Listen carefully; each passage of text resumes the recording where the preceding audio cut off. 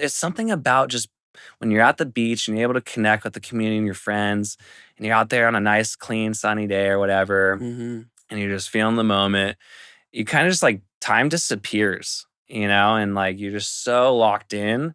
And especially when you're with your loved ones, it's like you don't need anything else.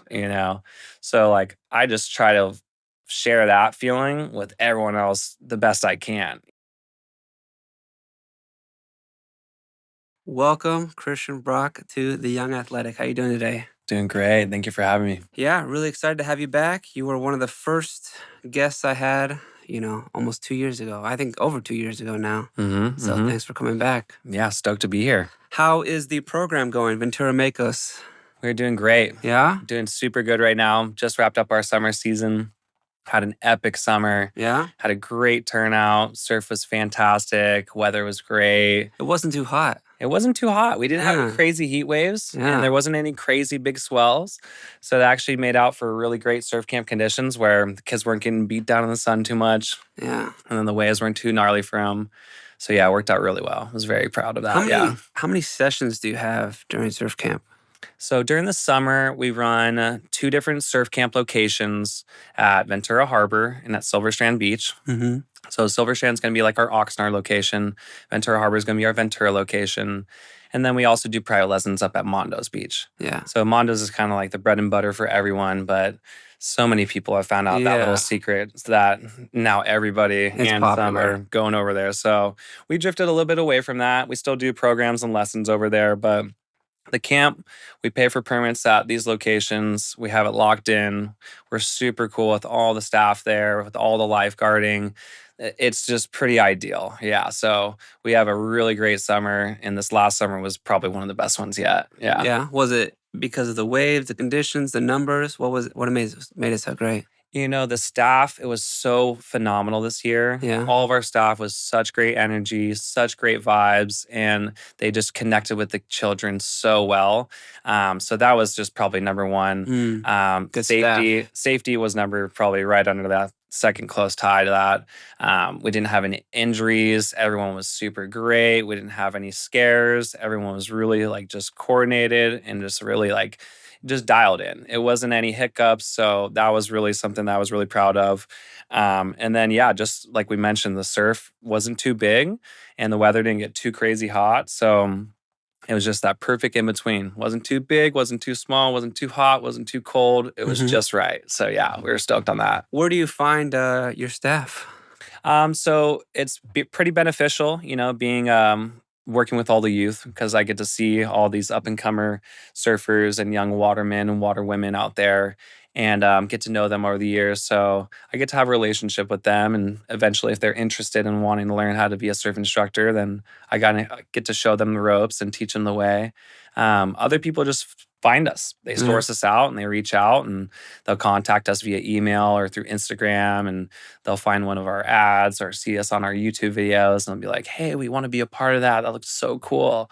So yeah, it's we've never really put out job opportunities out there, like help wanted kind of thing out there. Just because we always have a pretty close community, referring friends, referring family.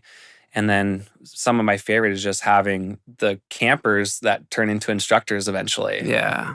That's like some of the best scenarios, actually, when you get to see some of those kids that were, in there at a 5, 6 year old, and then they learned how to surf. They became a great local surfer in their middle school, high school years. And they're like, hey, you know what? I want to start giving back. And then they start giving back to the youth in another way. So, yeah. I bet that's a rewarding feeling for you. Oh, yeah. It's like the full circle effect where you get to see it come from the beginning all the way to the end and then starting the next chapter with a new person. It's really cool to see that within the youth here locally. And I love being able to encourage that and foster that the best way I can. What are the kids like these days on the surfboard as the sport just progressed and progressed? Oh gosh, as everything, it's like They're getting everything's better and better? yeah, everyone's just pushing the envelope. What when we were younger, what the 20-year-olds were doing, probably, late teens, is now what like the early teens are doing. So like when, we were younger, it was probably like the 17, 18, 19-year-olds were the hot talent. They were doing all the craziest tricks and gnarliest stuff. Where now it's like you're seeing some of these 13, 14, 15-year-olds go and compete. And I mean, some of the local talent we have even now, like they just blow us away with some of the stuff they're doing. I mean, even some of our kids from the Makos that have grown up into the WSL contests, like they're doing tricks and stuff that we're like, oh my gosh. So yeah, the level of athleticism has gone above and beyond lately. It's really pushing and progressing, I would say. What makes a good surfer stand out among other good surfers? Is it their technique? Is it their skill? Is it Yeah, a little bit of this, a their little bit of attitude on the that. wave? Yeah, it's like kind of a little bit of everything. Obviously speed, power, flow. That's like what a basic kind of natural judging criteria is for everyone, whether it's competitive or just you're just looking and seeing a person surfing and seeing how they're surfing out there.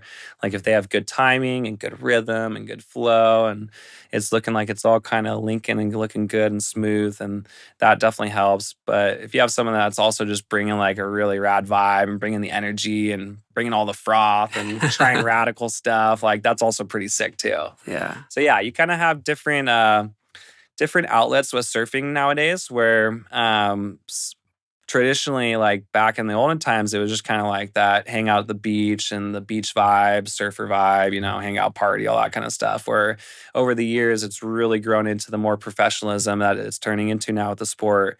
And you're having it become actually like a professional sport. And there's athletes that are surfers and they're living off of being a professional athlete. And they're traveling and surfing for the US Olympic team and Hmm. representing. And so to have that like turn of events happen over this last like 10 years, I would say has been really cool because now the kids are seeing like, okay, there's like the free surfer where it's like the rock and roll style, route, or you can go the competitive route and you Yeah. can try to make it through that and really put in your time and put in the training and really get the coaching and all that kind of stuff. Is there like a percentage of kids that want to do one versus the other? I think all of them are out there to have a good time. Yeah. That's the goal. That's the ultimate goal. And if you're not paddling out to go surf and have a good time, then you're missing it, 100%. So, like, that's always what we want to teach is, first and foremost, have fun, get out of that weird mental stress that you're putting yourself on. No one's judging you. Yeah. We all want to get the same kind of feeling out here and just catch a fun wave. So it's all about just having fun, getting out there, enjoying it with your friends, making relationships, and just getting away from what's on the beach. Hmm. That's probably the best thing that is, for me personally out there surfing is going to be, just being able to disconnect from the land for a second and kind of just be connected out there and kind of, not have that cell phone and that screen just bugging you every second kind of thing, Yeah. or distracting you. So you really get to be in the moment, in tune out there. And if you get to learn that at an earlier age, it just is going to help you out in the long run a lot more for sure. You guys talk about that at your surf camp, the importance of, getting that separation and, being in the moment in the water. Oh, yeah, Yeah. absolutely. Yeah. I have like a no phones policy at my programs. Yeah. I mean, you really don't, you're at the beach. So for what we do, we're in the water and we're at like in the sand. Like, you don't want your phone in that Yeah. moment, and it's like it's probably going to get ruined or something like that or super dirty in the sand. So, yeah, I mean, every now and then, like, yeah, to take a quick little video just to capture the moment or a little selfie with the group. Yeah. I'm not going to be like a crazy Karen or Larry about that. But Yeah. I would definitely say, like, keep them away. We don't need that here. It's like we have a time that we're designated to practice right now. Just like at soccer, it's like Yeah. kids are showing up to your soccer practice. The last thing you want them doing is being like, oh, hey, look at this when you're trying to run a drill. You're like, get that thing out of here. Put that Yeah. on your back. Yeah. Yeah. So, yeah, we have like a no phones deal where it's like, unless it's an emergency or you want to take a quick little snip, just put that away, keep it there, and let's just be present, connect with each other, and be out in the Yeah. ocean, have fun, that big old wet thing. Yeah. I saw a post recently for tryouts for middle school and high schoolers. Yeah. Has that come already? Yeah, we did that in August, mid-August. Okay. Yeah, so yeah, right after we finished our last week of summer surf camp, we hosted our middle school and high school surf team tryouts by Ventura Makos, and we had a great turnout. Uh, Julian was actually there as well, capturing some rad content, and we had a bunch of family. Great turnout for both programs, for middle school and high school, and yeah, our high school actually has almost just as much as our middle school this year, if not more, which is pretty surprising. Yeah. So, yeah, we have a pretty beefy program for our high school, and middle school looks solid as well. And yeah, it's always just fun to get everyone after summer, see who was improved throughout that summer season and what new faces are going to be coming. And it's always cool to kind of get some new blood. So, yeah, we had a great turnout and just started the season. So, it's been really fun. What like do you sort of make it a multi-day thing? Like, what if someone misses it and they don't make the team? Like, Yeah. So, is it just sort of one and done? it kind of, Yeah. it's kind of like a lot of their sports, it's like there's a tryout date. And then if you miss that date, that's kind of like the free date that everyone put aside for them, on their own time to make it happen. So the way I go about it is if you miss that day, then you have to contact us to schedule what I call a private assessment. Hmm. And then I'll do a private assessment, which turns into like a private lesson for that person as well. And I'm doing just like a quick little 30-minute assessment or maybe 1 hour if they want. And just kind of seeing where their skill sets are at, seeing what their abilities are like in the water, how comfortable and confident they are. And, sometimes I've had to deny kids. I wish I could say yes to everyone. But as far as some of our surf team programs, you do have to reach a bare minimum level where I see that you're capable and you're going to be safe in a group setting Not gonna and drown. you're not going to drown. You're not going to be losing your board into someone because, it's easy to, get caught up in a sticky situation out there in the ocean, Yeah. So having someone that is, somewhat capable and able to tune in and not just be fully lost and deer in the headlights, Yeah. you got to have them be able to check in at the moment sometimes. So, and with my experience and expertise, I've been able to sniff that out really quickly with kids, Yeah. just because I've been doing it for so long. So, and even in 30 minutes, I can get a really quick idea of, okay, where is this kid at? Okay, I see where they're going with this wave. Oh, that's their ability on this level, this, that, the other, and kind of start checking the boxes, right? Hmm. So yeah, we do have opportunities for kids if they don't make the team though.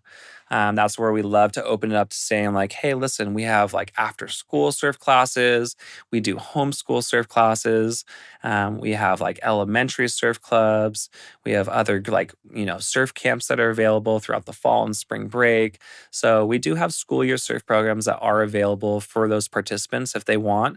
And that's kind of where we just leave the ball in their court. If they want to take it and go with it, then we're always willing to go for it. Is there a limit to how many you can have on your team? Like, is there a roster? Yeah, I have a roster count. And, when we do our competitive roster, we are limited. So we do have a competitive roster where we are limited to an X amount of boys and girls per that team for shortboard and longboard.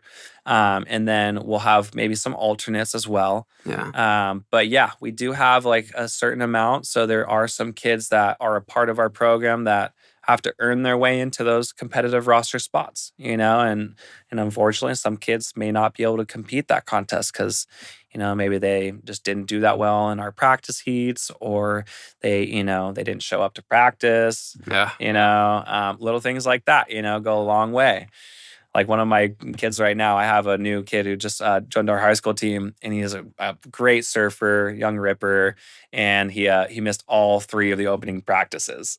And we have our first contest. I'm like, bro, I want to put you on the roster, but other people showed. They Yeah. were present. And as a coach, I got to take the responsibility and own up to what I say I'm going to do. Yeah. So sometimes you have to make hard decisions like that. Where Yeah. even though you have an all-star kid, you're like, you know what? I got to put you on the bench this round because you didn't, own up to your standards of what we have in this program. Yeah, no, I've done the same thing. Like, if a player shows up or misses practice, obviously that's kind of a dock. But then if they show up late to the start of the game, like, we're there 45 minutes early, Yeah. and they show up like 10 minutes before the game time. Well, they're not starting. Yeah. They're on the Yeah. bench. Yeah. Yeah. And it's not the kids. The parents got to get there. Yeah, Yeah, absolutely. so Absolutely. So yeah, and that's a huge part too. Is that like I know we're understanding with the parents, but we want to make responsibility put on these kids as well. yeah, Especially when every single one of these kids has their own little phone nowadays. Like I know they all know how to message and Snapchat each other. yeah, So I know they know how to send a coach, like a text to coach, be like, hey, I'm running 15 minutes late, or hey, I'm not going to yeah, be there this Saturday. I got a wedding for my family. Like, it's yeah, like, I always call them out. I'm like, dude, I know you know how to communicate. So just hit me up, let's be yeah, real. Like, I'm not going to like grind you. I just want to hear from you. So, yeah. yeah, I mean, I can't imagine I was that responsible as a 13, 14, 15-year-old, totally. I We know. didn't have cell phones, so we didn't have to do that. Yeah, I know. I know. Now it's like, I know. At the same time, I like try to put them on this pedestal, like, come on, you can do this. But then I'm like, Yeah, they are kids, they are teens, they are yeah. middle school and high school. So yeah. What's the like? Is it affiliated with this a specific high school, like Ventura High School, or Balboa Middle School, or Yeah. Buena High School? Like, how Yeah. does that work? So we pretty much we use this high school name and we use the middle school name and we are like vendored with a high school in the school district in these schools. So we end up working with these schools and we partner up with them and we host these programs, but they're operated through Ventura Makos Surf Camp. Um, as much as I would love the school to take all the responsibility and for the school to write me a nice big old check, for running these programs, they don't because they don't want to have any liability held on their hands because I don't work at the school. I don't work at the school district. You're not employed by I'm them. not employed by them. Yeah. And now all of a sudden they want to take all this risk of me being at the beach in the ocean with them, Yeah, yeah, So yeah. so like they never really been a fan of that. Where we found kind of like this whole system where now they're allowing us to just be able to partner with them as other, companies do as well. There's like boxing programs and private trainers that they'll train kids that are trying to go in professional routes and they end up doing what's called ISPE, Right. the independent study program, right?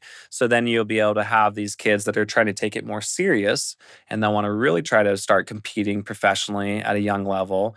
And you're going to start doing private sessions with them and extra trainings with them where they're meeting their minimum required minutes per month, right? Yeah. And us coaches are then verifying that, making sure they're showing up to practices, the events, they're doing their extra trainings, they went to their extra free surface, and then we're saying, okay, yeah, we got that, we're checking that off. So that's what we love to offer for our middle school and high school program, and for other kids that are just, looking to get coached, is that ISPE program to help you get that extra training, to get that one-on-one or small group stuff to specialize in whatever category you're looking for. So that's how they would do it to connect with Makos. They wouldn't. Pretty much, yeah. It's like if you were looking to get involved with the surf teams, you would just pretty much reach out to Ventura Makos. Okay. The schools, they would probably just be like, oh yeah, you should talk to the woodshop teacher because he knows everything about the surf team and the kids, And then the woodshop would be like, oh yeah, you got to talk to Christian. He runs the team. So it's not like really, I wish the school was cool and they had some rad flyer in the front office saying like, Cabrillo surf team, contact Ventura, But that's where I think that it gets a little bit wish-washy with the school district and all I that. see. But we're happy to be a vendor with them, and be a partner with them and be able to work with the school district as we do with many other outside districts. So you have kids from multiple different high schools and multiple different middle schools. Yes. Yeah. Okay. So yeah, what that like we'll pretty much umbrella into that You have like term. an all-star team. And it pretty much turns into an all-star team because unfortunately one school sometimes doesn't have enough kids to fill a roster. Yeah. I'll be real. Most of the kids are going to go to Ventura High. Okay. Majority are going to be at Ventura High. Majority are going to be at Cabrillo and Balboa, and those are our main teams. There's just a couple of other kids that will sprinkle in throughout the county where they live in an area that doesn't have a surf team. Like for example, Santa Clarita. I had a kid one year who was out there and he did our surf camp and he really wanted to be a part of the high school team. And so he came and did the middle school and the high school team. And they drove all the way in the morning and did morning practices. Yeah. And then we've had like, and then back to school. Yeah. I don't know how they do that. So yeah, you have some kids like that, and then we've had some people from Camarillo because there's not like a Camarillo surf team, Yeah. So we've had some kids sprinkle from here and there, and and find out about us. But we do have majority local kids, here in Ventura and in Oxnard, and it's pretty cool to be able to get them another activity with surfing and have a team sport and bring them to contests and just create rad experiences where it's memorable, and you just get to really look back at that as a young kid and or as you get older and be like, man, yeah, I remember those fun contests and where we're running around and chasing each other in the beach and all that kind of stuff. I So just yeah. think like surfing is so cool, you know? Like, I grew up playing soccer and soccer's cool, but like being a part of a surf team, oh, I don't know. It's just in my head, it's super cool. That's what I'm talking about, man. Like, You that's know? what I'm saying. Like, I didn't have that opportunity. I think right when I was finishing high school, that's when my school was starting to like get the surf team idea and concept. But like, yeah, for all these kids and what we offer, I'm like, dang, I wish It's a I had great that opportunity. opportunity. Yeah. I mean, we meet, our basic idea is like we're meeting once a week for practice, and then we're doing probably one special event a month, whether it's a contest or a fun group meetup day kind of thing. And at those events, you see so much connection and you see a lot less of this and all the kids like this. Like Mm. if anything, I'm on the microphone calling them out like, hey, get off that, go do some push-ups or go grab some trash. And it's so cool because everyone's just so connected. They're all together. We got good music going. I'll have some rad vent like outside sponsors come and help out with food sometimes. Like Alex with Ventura Sandwich Co. He's super rad and he'll bring a bunch of sandwich platters for us and feed all the families. And Yeah.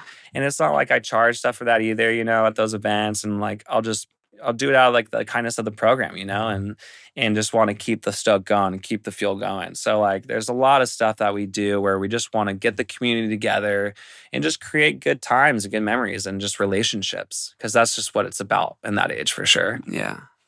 Where does that surf culture come from about being in the community and, not being on your phone and being in the moment? Yeah, I mean, It feels like it was ingrained in you, yeah. growing up. Hmm. Where else does it come from?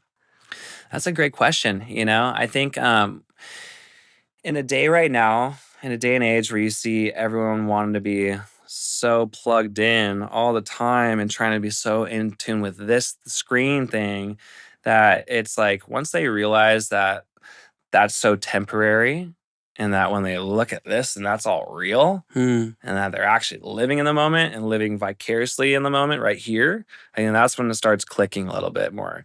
And then that person starts realizing, oh, hey, like that whole day, we just had spent the whole day at the beach, and I didn't even look at my phone once.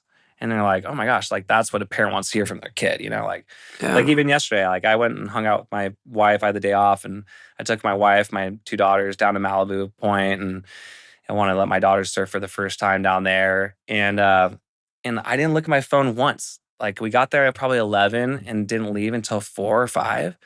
I didn't look at my phone once. You like it's something about just when you're at the beach and you're able to connect with the community and your friends, and you're out there on a nice, clean, sunny day or whatever, Hmm. and you're just feeling the moment. You kind of just like time disappears, and like you're just so locked in, and especially when you're with your loved ones, it's like you don't need anything else. So like I just try to share that feeling with everyone else the best I can. And so trying to get these families to come down and cheer on their little son or little girl in their first contest or little community event. It's like getting them together and seeing how they're doing it and then just being able to enjoy it all together. It's like that's so important. So to be able to get these kids off the screens and like paying attention to what's going on in the moment is so crucial because I think a lot of them are just getting kind of burnt out on it. They're Yeah. realizing that like, They grew up with it. yeah, they grew up with it and there's like so much to look at that like finally at a certain point you're like, gosh, I'm kind of just getting Yeah. it's overstimulating, Yeah, it is. It's overstimulating like and finally when you get to have a real talk with someone, it's like so refreshing.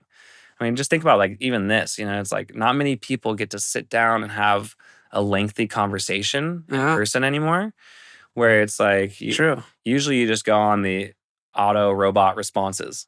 Oh, hey, how's it going? How was your day? Oh, yeah. Yeah. And then you just then it's like that 5-minute conversation went, and then you go, and then that's it. Yeah. So when you have someone like us where you're at a summer camp and you drop your kid off for Monday through Friday for 6 hours a day, that's 30 hours a week. That's a lot of connecting they're doing with more than just mom and dad or whoever else in their family. And they're outside in like this beautiful environment. Like, Hmm. and it's just something about it. I mean, even just being at like the mountains or the soccer field, it's like you get to be more present in those moments. So Yeah. yeah, that's what I try to live for and teach the kids for sure. That's super important. Yeah, for sure. Awesome. Talking about connections, Yeah. what kind of what's a teammate equivalent to on a surf team? Like on a soccer team, we pass, we run together, Yeah, we battle, we tackle each other. absolutely. What is that dynamic among teammates on the surf team? Yeah, so that's a great question. So, surfing is such an individual sport that you never really think of like a team concept. Hmm. And it's really cool to see what surfing has done over the years, and they've implemented just team ideas of how to like get a team and travel and surf as a team and make your points valuable. So for our programs and like in a basic contest, like as Ventura High School surf team, um, uh, to give you an idea, it's like a normal heat, a surfing in a heat. You have 15 minutes, and there's going to usually be 6 surfers. And of those 6 surfers, you're going to have your top 3 surfers advance into the next round. Okay. So those top 3 surfers are usually going to be the ones getting the best scores, and outranking the others. So for our high school, the way it's set up in our league that we surf in, we'll have 3 of our surfers go against 3 of the other team surfers. And then it's still the same concept of top 3 best surfers go. So it could be, 1 Ventura, 2 Morro Bay kids go on, or 3 Ventura and none of the Morro Bay kids go on. And then each one of those placements has a point value. So a first place will equal 6 points because there are Hmm. 6 people. Second place, 5 points. Third place, 4 points. All the way down to sixth place would be 1 point. Okay. So you have these point scales, and then you have the advancing, right? So obviously you want your team advancing because you're going to get more points. So that's kind of like the idea of how you're going to be adding up points for your team and winning as Ventura High School Okay. against Morro Bay High School. So that's one way we do like our team versus team. But there's also some other events, such as like the Ventura Board Riders. So our Ventura Board Riders is like our local board rider club with like all of the top all-star surfers from youth to professional. Yeah. So we're talking like ex-pros, like pro to like the up-and-coming pro. When is that? Those are actually going to be launching throughout this year. And I think there's going to be 3 events this year. I can't remember the dates off my name, but yeah, check them out. Ventura Board Riders. Board. Yeah. It's here in Ventura, I'm assuming. Yeah. So there's like kind of like a whole coalition along the West Coast. So there's like, a Ventura Board Riders, there's a Santa Cruz Board Riders, there's a Huntington Beach Board Riders. Hmm. So each little surf town has their own little all-star board riders club, and they'll go and surf against each other and, get titled who's the best club, and Ventura is the best in California, or no, Huntington is. And they end up going and surfing these events and then surf a championship, and it's pretty cool. Yeah, it's definitely really rad though, because you have a lot of high talent, and it's usually all the professional surfers from that area will compete in those events. Okay. So yeah, we have those that we participate in, and those are actually ran different though. It's not that exact same format that I mentioned earlier. They'll do like a full like 2 wave maximum, and you only have 2 waves, and you have a select number of surfers in your age division. Hmm. So they'll have like a 14 under age division. They'll have an 18 under. They'll have like a 30 and under, and then they'll have like a 50 and under or something. And I'm not sure. Can't quote me on those exact divisions, but just an idea of it. And then they'll have roughly 3 surfers on each category. So out of those 3 surfers, each surfer is only allowed to catch 2 waves, and those are your only 2 scores. And then you have to come in. Huh. So there's like different funny things, and then if you have a really good score out of those 3, you could have someone be like your double whammy, where like that is the only person in your whole team that you could say, hey, that was an insane wave. We want to double their score with this double whammy. So then that surfer has to hold up their arms, claim the double whammy. And then everyone's like, all right, that was the best ride from Jabe. So Jabe got a 9. That's an 18-point score now. So, and then yeah, so there's a couple different ways that you can go about running events and kind of make it team oriented.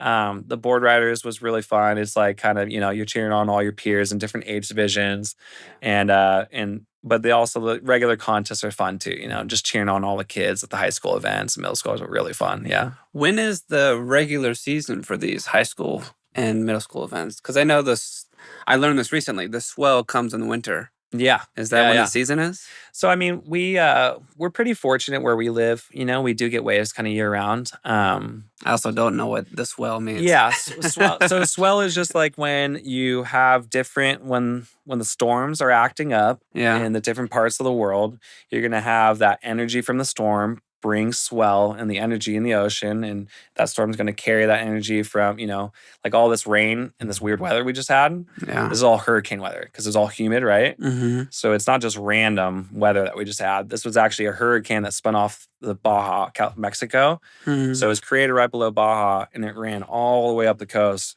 And when a storm does that, it's going to carry energy not only in the air and like the patterns, but also in the ocean. So that ocean is going to bring that energy, and that's like the swell that's rising up the coast and bringing all this surf for us to be on. So when you have like these big winter storms and you have like a gnarly storm front come, usually right before that storm, that's when like the pre-swell, like the energy is coming of the ocean before it gets all nasty and messy and all that. So yeah, we're launching our surf team season right now, and we're actually surfing in Morro Bay for our first high school contest this weekend. Wow. Yeah, and surf should be fun too. I'm like frothing on because that, of this storm. Yeah, from Mexico. So we just had that hurricane, and there's another hurricane swell coming up. Oh, so wow. I mean, everyone should probably anticipate a little bit of humidity and rain next week or this weekend, maybe. Yeah, more of it. And so I know there's kind of like a good south swell. So Mexico is south of us, right? So when that energy is a storm down there and it's heading north, that's a south swell. So you're having south headed north, that's bringing the south swell. And then going into winter time, like you were saying, that's when we usually have all of our storms come from the northern. Yeah. It gets colder, right? Yeah. More rainy, more rugged. So that's when you get all these like Alaska swells and, Aleutian Islands and stuff from Hawaii and like the northern Pacific. So are you like checking out the weather and sort of regionally like this? Like, oh, bro, 100%. I never check the weather. I expect it to be sunny and beautiful every day. Yep. But, you're looking out for waves and you're like, oh, there's a storm in Mexico. It's going to be here in a couple days. And you're getting ready for it. Oh, we're psyching. Really? Oh, we're losing our minds. That's what all of us real surfers are like drooling over. Huh. Oh, yeah. That's like what we live for. Like, especially this last couple years, this last season, it was the first time that I went up and I surfed Mavericks up in Half Moon Bay, California. And it was like a big bucket list thing of mine to check off and be able to paddle out there. And still looking for the proper wave that I want to get out there. I haven't fully checked it off, but definitely put in some time and got my rookie season, under my belt. And so what happened? Did you eat it or something? No, that's just all live and learn. But like, those are big waves, right? Oh yeah, but running into what we were saying earlier, it's like I was heavily looking the forecast on every single one of those trips. I mean, so methodically looking at every detail of the tide, of how high the tide was going to be and how low, what the wind patterns were doing, really, what that swell angle is doing to like the exact degree. Like, oh, this is at a 288. Oh no, we want it at 290. Like little degrees can make a difference when swells are coming at certain spots to make it work. So yeah, I studied the charts. I've always studied them from a young age just because I love when big swells come. But as I started tapping into the whole Mavericks idea, I realized, okay, I want to really be on my swell game and just running a surf school, a surf company, like I got to be on top of it. So like it is part of my job and my daily task to like look constantly to see what's going on. The last thing I do is look at my weather app. Really? That's like the last thing I'll look and trust. I never trust that.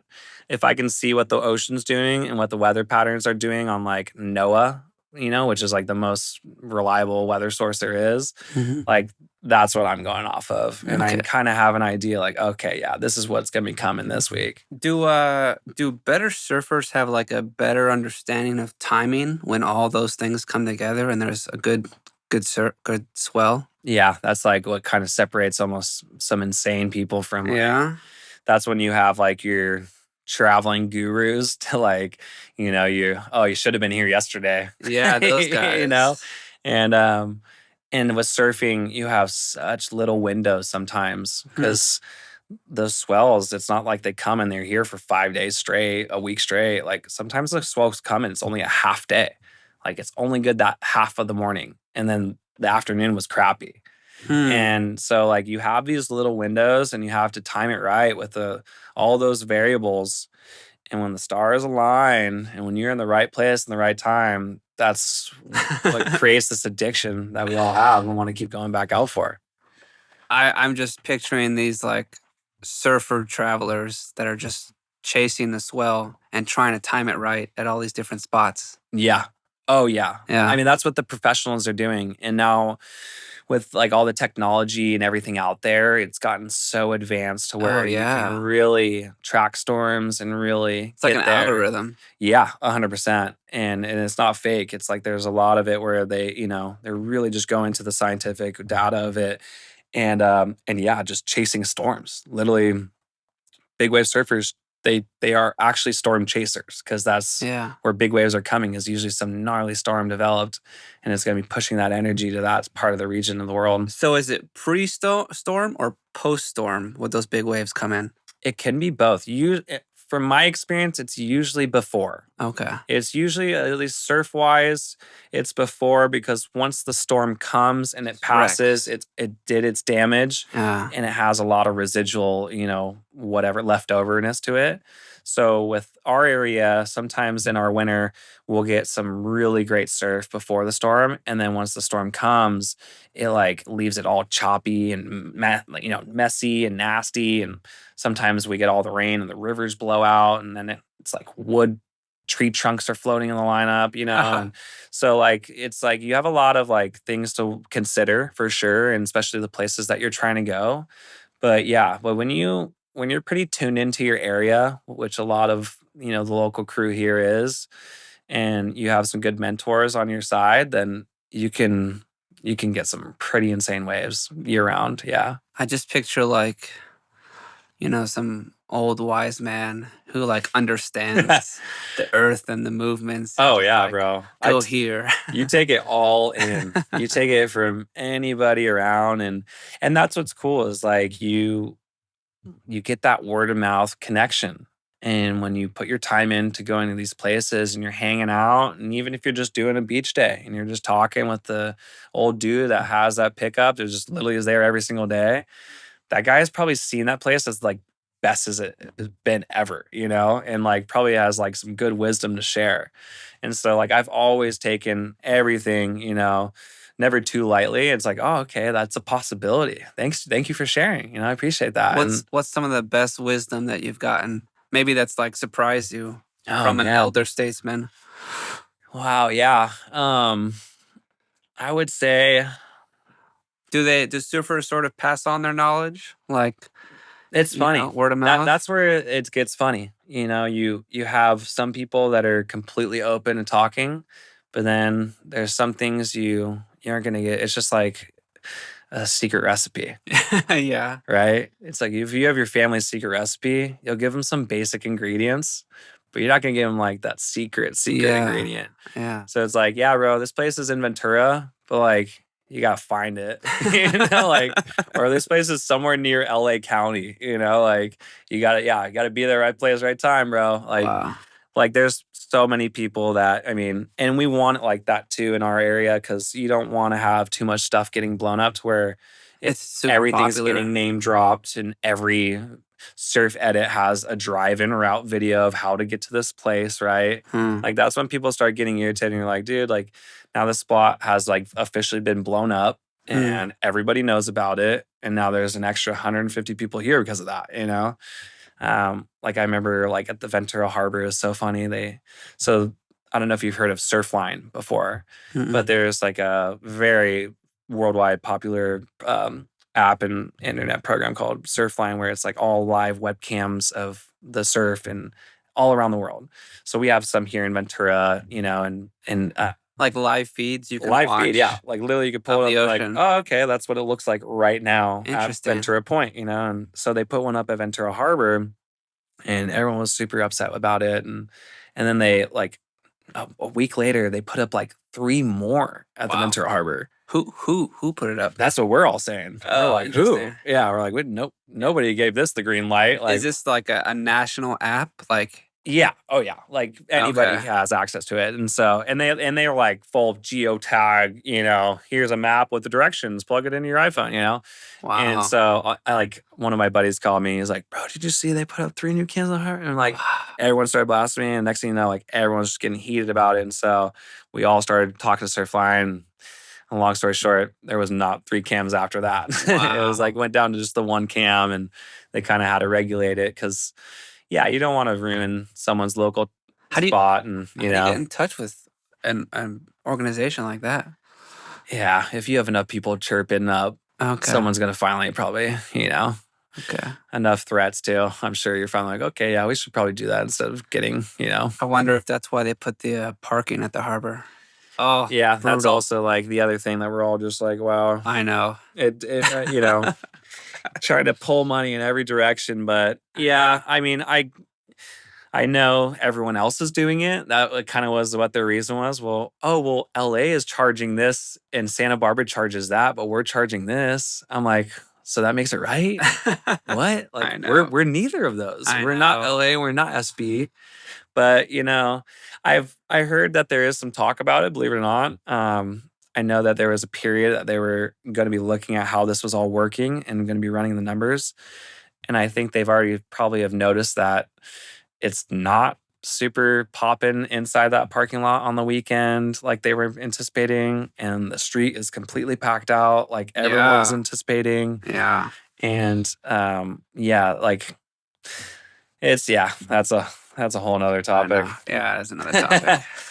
But I know I love the Ventura Harbor and I'll never go anywhere. That's like it's where I learned how to surf. It's where I became a surfer. It's where my dad showed me everything. It's where I got married. It's where I met my wife.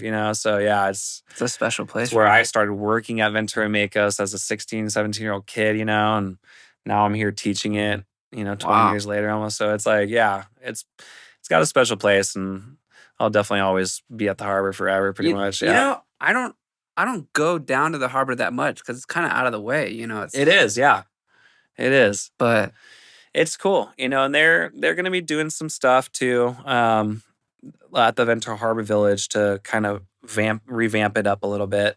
They have some really cool people working up in the Ventura Harbor Village administration right now, and I've been talking with them and trying to give them some ideas and trying to be encouraging of what the community's voice kind of is too, from the surf side of things. yeah, And they've been very receptive of it. So yeah. yeah, I'm hopeful for the future. Have you been to the taco place right there, Baja Surf and Taco? Oh yeah, for sure. Yeah, Oh, yeah. I love that place. Yeah, They they're have the solid. best tacos. They are very bomb. Yeah, very, very good Yeah, there. I always try to plug them because I don't know, they've just been so good to me. Yeah, And they've been great. I had them cater our end of the year party one year for all of our surf teams that I host, and yeah, they did a great job. Fantastic food. yeah, yeah. But the harbor's cool. I never don't make it down there that much, but I'm glad you've got so many memories there.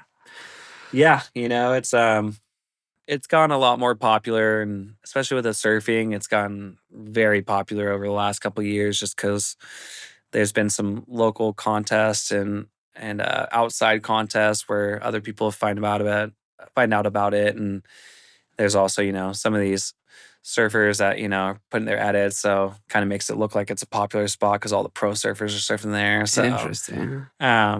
it's yeah, I try not to overcrowd places that I know like the local scene's at. I do my best and I'm respectful in that manner because like the last thing I want to do is paddle out at a local break and bring 20 kids out in the lineup, and I am a whole entire crowd at that point, you know? Yeah. So, What's the balance though of like trying to grow the sport and get more people involved versus the limited number of waves that you can catch? mhm. That must be tough.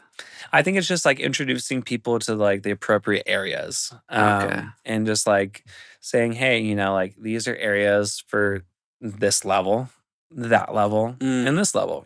Oh, hey, you're the beginner. Yeah, this is the beginner kind of spots you want to be hitting. And once you kind of master that, and once you got that really dialed, then you kind of go to these spots. I This is see. like kind of the intermediate zone, and then these are the advanced spots. And then these are like the low down spots you don't want to go.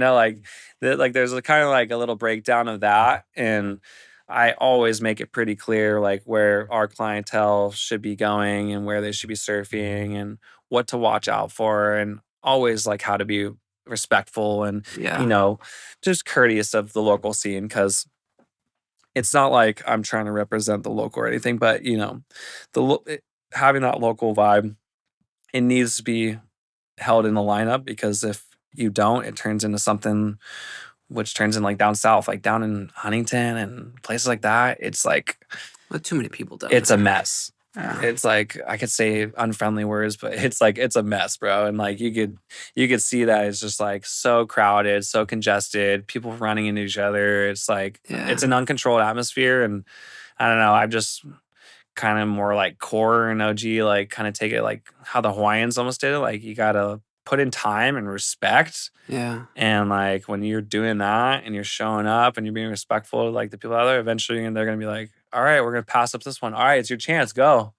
And Yeah. like I don't know. I'm kind of more old school that way and seeing it like that. And it just, and it just ends up working pretty smooth when it goes like that manner. Whereas if you're some beginner that just took a surf lesson with me and all of a sudden you're out at the main break and you're with me and all the boys and it's a pumping day and you're just getting in the way and ruining I'm like Susie, I told you to not come here, Yeah. like you should be going to Mondo's, or whatever it is. So I'm never like that. Like I always try to be encouraging, but again, we want to set up all of our clients and all of our community for like success. So with our kids, hey, you're a Grom. You have to earn your right to kind of make your way into this zone and that peak or with this, that, the other.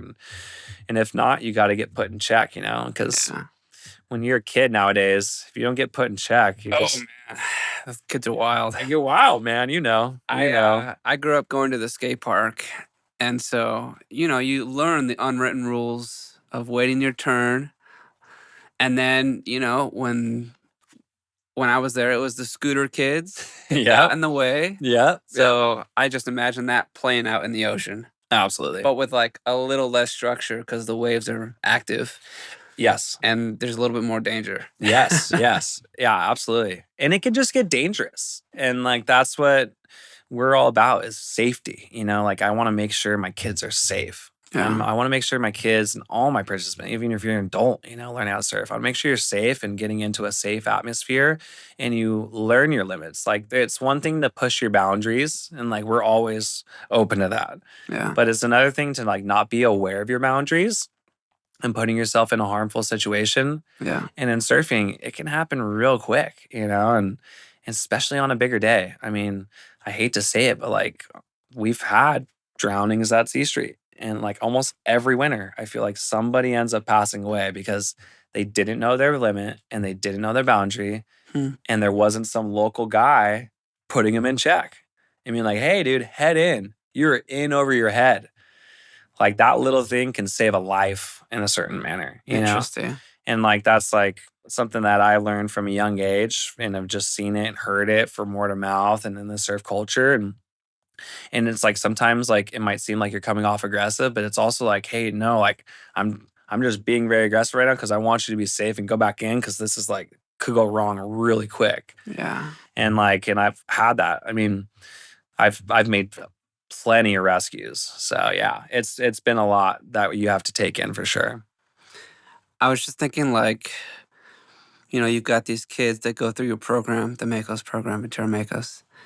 Is it like, you know, there's some sort of identification when they go through your program, they get like I don't know, like a stamp of approval that the locals will be like, oh, this kid's cool. Oh, this kid knows he's been taught by Christian. He knows Oh what's up. gosh. I definitely cannot say that. I wish I had some magic stamp card, but nah. Nah, you have to earn that. That's Yeah. just like the local scene. And there's a local crew at each little zone, you know. It's like everywhere you go. Every little beach has its own little niche. And I mean, and eventually if you're tapping into each scene and you're kind of surfing here consistently and making your rounds, then yeah, you're gonna eventually know the whole crew at each spot. And so yeah, it just kind of depends on how much time you're putting in and how respectful you are. And if you're that little grom that's just being a little punk and dropping in and ruining it or getting in the way, Too ambitious. then you're like, are you with Christian? You're that girl with Christian.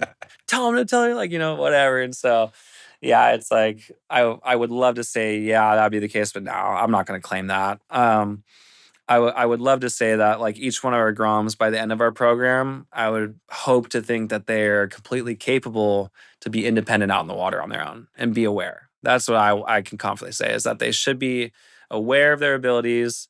They shouldn't be just a kook in the water, Yeah. and they should be able to hold their own to a certain extent, know their limits, know their boundaries in a safe way, and have fun, most importantly. And be respectful of the community. Absolutely. Yeah, 100%. Okay, we'll wrap this up. Yeah. Unless you have something burning you want to share. Yeah, I actually want to talk about just some of our local talent that recently performed on the WSL. Yeah, please. So recently, just this past week, actually, we had our Ventura Makos coach, Milia Ilagan. She's like our top female longboarder from Ventura. Nice. So she qualified over the summer to be on the world tour, Awesome. which is like every surfer's dream. That's the pro circuit. The WSL is the World Surfing League. That is the best of the best surfers in the entire world. So she spent a long time competing, earning her way up the rankings and doing all the qualifying events. And then she finally made her top ranking seed to be able to qualify for the World Tour. So she competed at Huntington at the US Open. And that's like a famous event every year down at Huntington Beach at the pier. And she placed third. Wow. And so we were super proud of her. And she had an amazing performance. The surf was really small for her. But that was just incredible to see, and especially being her first event on the big screen in front of the whole world, near home too, with her family be able to cheer on. Like, that was really special. So, yeah, shout out to Milia on that. Super proud of her doing that. And then she just surfed in the second event for the World Longboard Tour in Australia. Wow. So she flew all the way out to Australia and was surfing at Bells Beach, which is like a super famous, iconic surf spot out there. And she didn't do that well in this event. Okay. She got knocked out in the elimination round. But, a lot to learn from. I sent her a nice long message with some feedback and just boost of encouragement and, just positive words. And I know she's going to grow from that. So yeah, definitely a huge shout out to her because I'm very proud of her. And she has come from Ventura Makos, and I've seen her as like a little 4 or 5 year old Grom, and was just in the scene and was a part of every surf contest there was, and tried to just put in every ounce that she could into everything. And so all of her hard work is finally paying off, and she's now traveling the world and surfing against the top in the world. So yeah, so she was one of our Ventura Makos coaches and one of our Ventura Makos kids who literally made it to the big leagues. Yeah. It's the top of the crop right there. You can't go any higher than that. So we're rooting for her. Yeah. Praying that she does wonderful and has a amazing first rookie season. And I'm very hopeful to see her win a world title eventually. So yeah. You said a little bit about it already, but how does it make you feel as a coach? Oh, couldn't be more proud. It's you see some things in some kids in the youth, and then all of a sudden, once they kind of come to that end of the middle school era, and you can see when some people just start taking it a little bit more serious and they want to really push it to the next level. Yeah. And then you start seeing the competitive drive in some kids, Yeah. where it's like they are hungry for it. And Malia was hungry for it, bro. Like, she really wanted it, and she strived for it, and she worked so hard to get there. And she's won like other events too. Like there's this famous female surfing event called the Queen of the Point, put on by Carla. Shout out to Carla. She's does an amazing job boosting like a whole lady longboard revolution right now, and just completely boosting and motivating the female youth and older generations to Hmm. just come out and be a part of like a full female event. And so Milia was a part of that, and she won the Queen of the Point title. There was like a couple stops, and one Nice. of them was even in the Philippines. She traveled and won the contest in the Philippines. Wow. So yeah, it's That's a big deal. her resume is building up, bro, and I can definitely say very confidently that we will see her with the world championship title in Yeah. the coming years. So yeah, so Malia was one of them from our program and one of our coaches that I couldn't be more proud of. And then the other participant was Dimitri Poulos. I Hmm. think I talked a little bit about him last time I was Yeah, here. yeah. I've seen And some of his clips. He's still ripping. yeah, he's just absolutely holding it down. Same thing with his partner in crime, Jabe.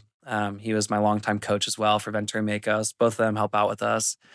And yeah, Dimitri, he also went to the US Open and competed in that on the WSL, got invited, and yeah, did an amazing job there. I think he made it to the quarterfinals of that event. I'm not sure exactly what place that comes into, but did so well and performed. I went and watched that heat live with his family. So cool to watch him on the big screen doing that. And Nice. yeah, he's been on the Challenger Series, which is the qualifying series to make it onto the WSL, Okay. and he's in the top three. I think he's third ranked right now. Yeah, just killing it right now. And if he does well enough, that means he'll be on the WSL World Tour, So he can get promoted. so he can get onto the top Yeah. level. And so we're all rooting for him, and his good buddy Ryan Huckabee as well. And yeah, those boys have been putting on a show. And Jabe just came back from surfing in El Salvador for Team USA. They did amazing out there.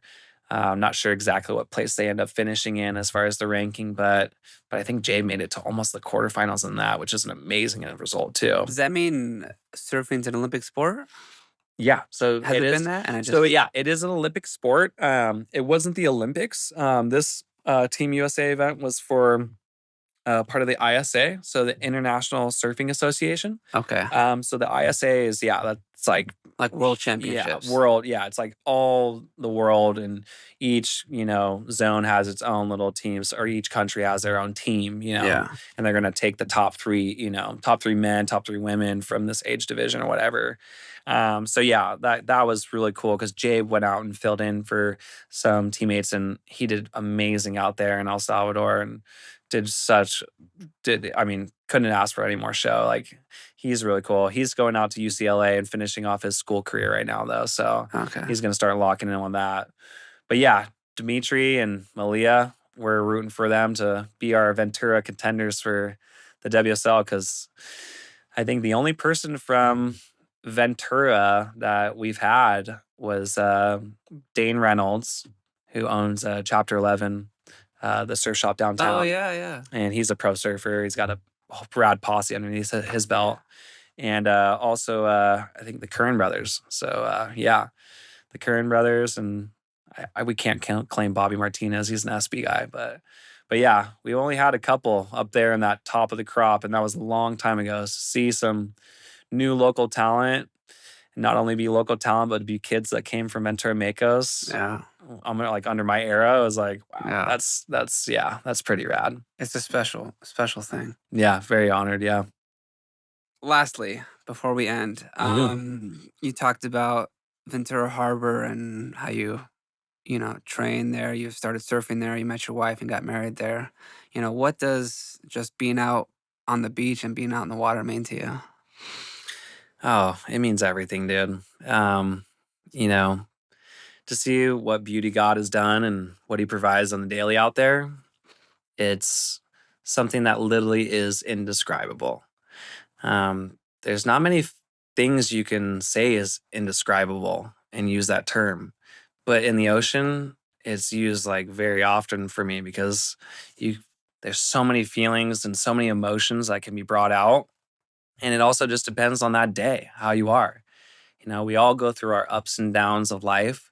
So to be able to go out there and disconnect and tune in, whether it's with yourself, whether it's spiritually, whether it's just physically and getting aggression out, right? There's so many different ways to just release out there that's been like always my attraction to surfing and what keeps bringing me back. Yeah. Yes, the feeling, 100%, bro. Like, I mean, when you get a barrel and you come out of a barrel and you get spit out, like, there's nothing quite like that. But just being out there and just having like the water hit you in the face and just even the little things, just sitting on your board and watching a bird fly by or watching that sunrise or that sunset. There's so much that you are absorbing and taking in that you are like, you're like, dang, I don't want to take this for granted. So I'm going to do this a lot more and just keep doing this because that's what keeps me in there. So yeah, it's such a special place for me because yeah, you're just able to really go in there and connect in just more than just one way.